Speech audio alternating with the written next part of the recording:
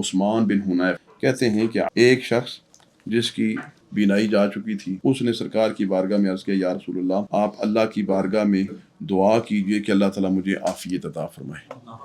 آپ نے فرمایا اگر تو چاہتا ہے کہ میں دعا کروں تو کر دوں گا،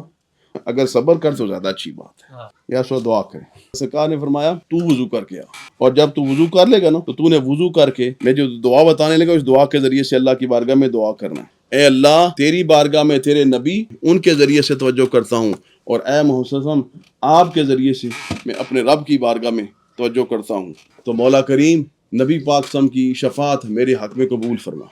بندے نے یہ دعا کی تو اللہ تعالیٰ نے اس کی بینائی اس کو عطا کر دی۔ حضرت عثمان غنی کی خلافت کا زمانہ ہے، یعنی سرکار پردہ فرما چکے۔ اس وقت حضرت عثمان بن حنیف کے پاس ایک بندہ آ کے کہتا ہے، یار ایک کام ہے لیکن حضرت عثمان تو کوئی توجہ ہی نہیں کرتے، میری طرف بات ہی نہیں سنتے۔ حضرت عثمان بن حنیف کہتے ہیں، یار تجھے ایک بات بتاتا ہوں، تو ایسا کرنا، تو اچھے طریقے سے وضو کر اور پھر اس کے بعد 2 رکعت نماز پڑھ، اس کے بعد یہ دعا کر، جو پھر اس کے بعد یہ کام کرنے کے بعد پھر تو حضرت عثمان غنی کے پاس جانا، تو پھر دیکھتے ہیں کیا ہوتا ہے۔ اس نے یہ ایسے ہی کام کیا۔ وہ پھر حضرت عثمان غنی کے گھر آیا، ان کے پاس آیا تو جو گیٹ کیپر تھا اس نے